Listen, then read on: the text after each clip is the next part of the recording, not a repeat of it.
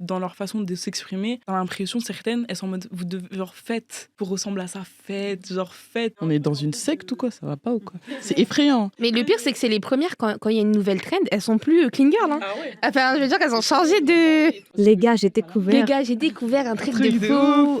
Mais pour moi, là où ça pose problème, c'est que les trends, c'est fait pour romantiser toute une chose, tout un univers qui n'est pas romantique à la base. Par exemple, Earthy Girl. Personne va dire qu'une femme qui travaille à la ferme, qui est agricultrice, est Earthy Girl. Merci, tu vois. merci. Mais pourtant, elle a encore plus les codes qu'une fille dans sa chambre dans le 15e qui a mis quelques plantes et qui met une jupe bohème, tu vois. Et en fait, les trends, ça vient vraiment prendre certains codes de certains milieux qui existent déjà et qui sont occupés par un certain type de personnes, une catégorie sociale et tout. Et en fait, ça vient prendre tous ces codes et dire c'est moi qui les mets en lumière.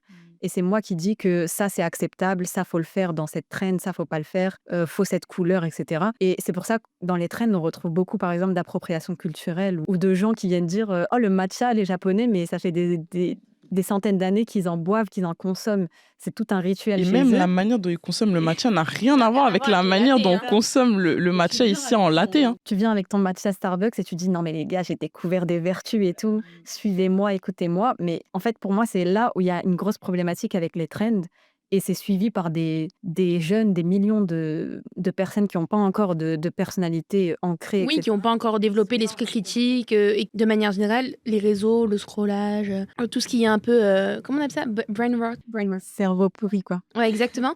Ça te permet plus, je pense qu'au-delà même de, ils n'ont pas encore développé, ils sont déjà tellement sensibilisés, tellement constamment dans scroller, la surinformation, un peu noyés dans tout, que pour moi, c'est des gens qui développeront sans doute jamais complètement d'esprit critique.